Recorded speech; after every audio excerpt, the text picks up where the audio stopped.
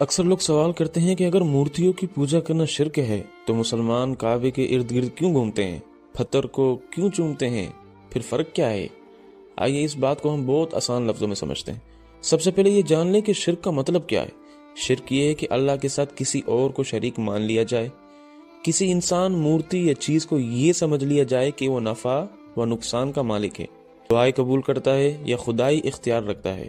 یہ سب صرف اللہ کے لیے خاص ہے۔ اب آئیں مسلمانوں کے عمل کو دیکھتے ہیں۔ مسلمان کعبے کو معبود نہیں مانتا، نہ اسے خدا سمجھتا ہے، نہ اللہ کے برابر رکھتا ہے۔ مسلمان صرف اللہ کے حکم سے کعبے کی طرف رخ کرتا ہے۔ قرآن میں صاف فرمایا گیا، فولی وجہ کا شطر المسجد الحرام، یعنی اپنا رخ مسجد حرام کی طرف کرو۔ یہ عبادت کعبے کی نہیں بلکہ اللہ کی ہے۔ کعبہ صرف سمت ہے۔ اسی طرح کعبے کے گرد طواف کرنا بھی اللہ کا حکم ہے۔ قرآن پاک میں فرمایا گیا کہ میرے گھر کو طواف کرنے والوں اور عبادت کرنے والوں کے لیے پاک رکھو۔ مسلمان کوئی عمل اپنی مرضی سے نہیں کرتا بلکہ جو اللہ نے حکم دیا وہی کرتا ہے۔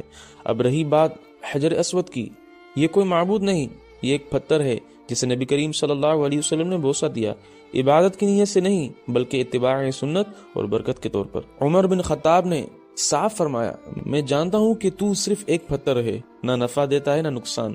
اگر رسول اللہ نے تجھے نہ چوما ہوتا تو میں بھی نہ چومتا۔ یہ جملہ خود گواہی ہے کہ اسلام میں پتھر کی عبادت نہیں کی جاتی۔ اصل فرق یہ ہے، بت پرست مورتی کو خدا مانتا ہے، اس سے مانگتا ہے، اسے نفع و نقصان کا مالک سمجھتا ہے، اور مسلمان وہ صرف اللہ سے مانگتا ہے، صرف اسی کے سامنے جھکتا ہے اور کسی مخلوق کو خدائی درجہ نہیں دیتا۔